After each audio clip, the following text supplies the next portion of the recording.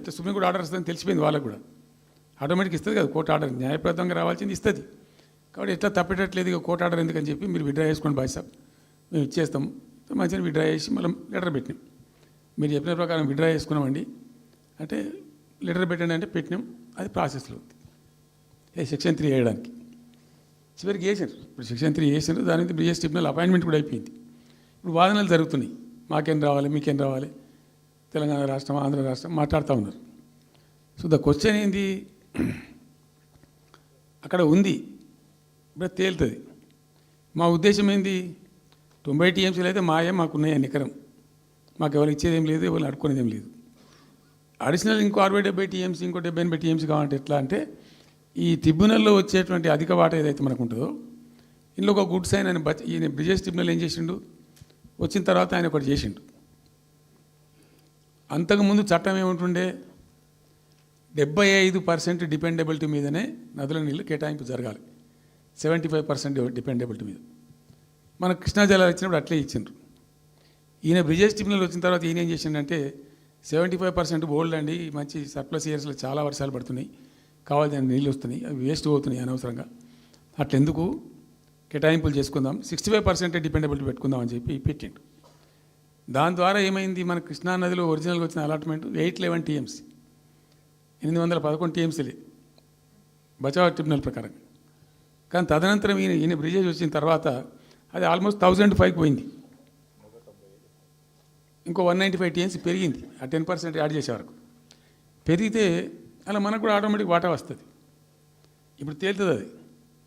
So మేము ఆశపడ్డది ఏంటంటే ఒరిజినల్గా పెట్టుకున్నటువంటి ఈ 90 టీఎంసీ అది బచావ్ ట్రిబ్యునల్ ఇచ్చిందే 45 టీఎంసీ. 45 టీఎంసీ మనం హైయర్ ఇరిగేషన్ లెక్కలు బాజాప్తా తీసి ఇచ్చినాం కాబట్టి అది యాక్సెప్ట్ చేసిన వాళ్ళు. ఈ 90 టీఎంసీ ప్లస్ ఇప్పుడు అడిషనల్గా వచ్చేది కలిస్తే మనకు దాదాపు 170-160 దాకా తీసుకొని పోవచ్చు. కంఫర్టబుల్ ఉంటాం మనం, ఇక్కడ డ్రింకింగ్ వాటర్ కానీ ఇంకోటి కానీ బాధ లేకుండా ఉంటాం, ఆ జిల్లా సుభిక్షం అవుతుంది అని ఆల్రెడీ పాలమూరు జిల్లాలో తెచ్చుకున్నటువంటి 6.5 లక్షల ఎకరాల ఆయకట్టు ప్లస్ దీనిలో ఒక 7 లక్షలు వస్తుంది పాలమూరుకు, అంటే 13.5 lakhs పోతుంది. పాలమూరు జిల్లా కాడికి వస్తే నియోజకవర్గానికి 1,00,000 ఎకరాలు వారాలి. అంత కృషించి అంత కునారిల్లి 60 ఏళ్ళు ఏడిసి గోసపడ్డ పాలమూరుకు ఒక పెద్ద రిలీఫ్ వస్తుంది. దీంతో మొత్తం జిల్లా టాప్ టు బాటం అంతా కూడా ఒక అద్భుతమైనది ఉంటుంది. గ్రావిటీ వారేకాడికి గ్రావిటీ వారుతుంది, లిఫ్ట్ వారుతుంది, చాలా అద్భుతంగా ఉంటుంది అని చెప్పేసి. తర్వాత వర్ష నీళ్ళు కూడా చాలా వరకు ఈ చెక్ డ్యామ్లలో దానిలో అడ్డుకుంటాం కాబట్టి గ్రౌండ్ వాటర్ కూడా బాగా పెరుగుతుంది. ఎట్లా ఫ్రీ పవర్ ఇస్తున్నాం కాబట్టి దాని ద్వారా కూడా లాభాలు జరుగుతాయని చెప్పి అసెస్మెంట్ చేసి ఇచ్చినాం. నిజంగా కూడా పాలమూరు ఒక టైంలో తెలంగాణ వచ్చిన తర్వాత 4-5 ఏళ్ళకి నేను పోతే ఎందుకో పోయినాం, బస్సు యాత్ర చేస్తే చాలా అద్భుతంగా ఇక్కడికక్కడ వరికోత మిషన్లు, కల్లాలు, అంతకుముందు పాడుబడ్డ ఇల్లు కనిపించే పాలమూరులో నా కళ్ళతో నేనే చూసిన.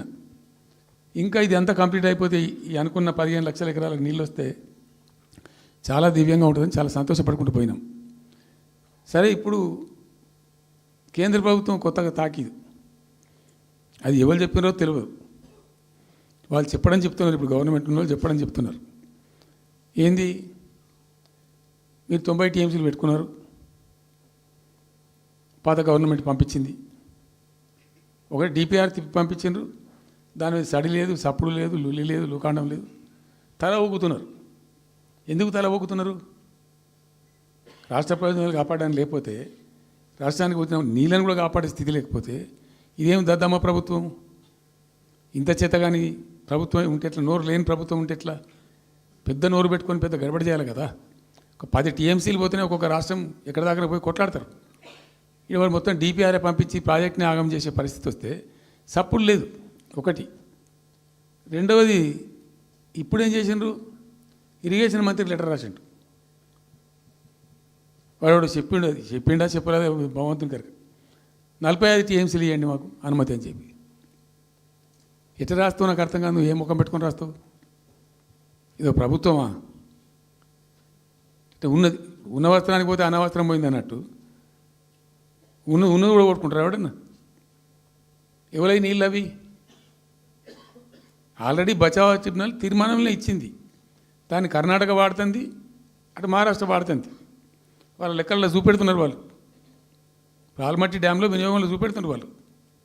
మాకు వచ్చిన 21 టీఎంసీ మేము ఇక్కడ వాడుతున్నామని చెప్పి. ఆ రెండు ఎగువ రాష్ట్రాలు వాడుతుంటే ఇక్కడ వచ్చి మనకు వచ్చినటువంటిది బాజాప్తా, అది కూడా ట్రిబ్యునలే కదా, బచావత్ కూడా ట్రిబ్యునలే కదా. ఆ ట్రిబ్యునల్ తీర్పు ద్వారా వచ్చిన 45 టీఎంసీలు నువ్వు ఎందుకు ఆపుతున్నావు ఇప్పుడు?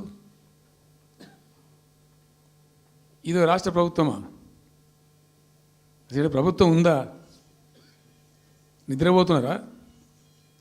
ఇంతసేపు రియల్ ఎస్టేట్ దందా తప్ప ఇంకోటి లేదా? ఇల్టు భూములు ఎట్లా అమ్ముదాం, పల్టు భూములు ఎట్లా అమ్ముదాం, ఆ భూములు ఎట్లా దెబ్బ పెడదాం, ఇంత కమిషన్ కొడదాం, ఇది తప్ప రాష్ట్ర ప్రయోజనాలు, నీళ్లు, రైతులు, మనుషులు లేరా? ప్రాజెక్టులు ఎందుకు 2 నెలల నుంచి ₹1 పెట్టలే? ఎందుకు ఒక తట్టడి మట్టి తీయలే? ఎవరు నిరోధించింది మిమ్మల్ని? ఎవరు అడ్డుపడ్డారు మీకు? ఎవరు కట్టేసారు మీ కాళ్ళను? అటు పైసా పనిచేయరు, నిష్క్రియాపరత్వంగా ఉంటారు. ఇటు డిపిఆర్ పంపిస్తే సపోర్ట్ చేయరు. ఇలా చివరికి 45 టీఎంసీ అని రాస్తారు. అంటే ఏం కాబోతుంది? ఎవరో ఒత్తిడి ఉంది దీని వెనుక? ఏం కుట్ర దాగి ఉంది ఇది? 2 ఏళ్ళ నుంచి నేను మౌనం పాటించి చూసుకుంటూ వస్తున్నాం. తప్పని పరిస్థితి నేను బయలుదేరినప్పుడు తప్పదు. అటు కేంద్రాన్ని ఎక్స్పోజ్ చేస్తాం, ఇటు రాష్ట్రాన్ని ఎండగడతాం ప్రజల మధ్యలో ఖచ్చితంగా. ఇలా మొత్తం విస్తారంగా మాట్లాడినాం, చర్చించినాం. చాలా పెద్ద ప్రజా ఉద్యమాన్ని శ్రీకారం చుడతాం. కంపల్సరీ పాలమూరు, రంగారెడ్డి, నల్లగొండ జిల్లాలలో గ్రామాన దానికి పోస్టర్ డిజైన్ అవుతుంది, కరపత్రం డిజైన్ అవుతుంది. ప్రజా ఉద్యమాలు చేస్తాం, పెద్ద బహిరంగ సభలు పెడతాం. నేను స్వయంగా అటెండ్ అవుతున్న బహిరంగ సభలకు.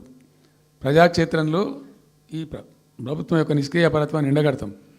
ఇప్పుడు వాయిస్ అయితే తెలంగాణకు, మరి తెలంగాణకు ఉన్న ప్రభుత్వం మాట్లాడకపోతే ఇంకెవరు మాట్లాడాలా? మాకు 2 బాధ్యతలని, ఒకటి తెలంగాణ తెచ్చిన పార్టీగా, రెండవది ప్రధాన ప్రతిపక్షంగా కూడా కంపల్సరీ మా డ్యూటీ మేము చేయాలి.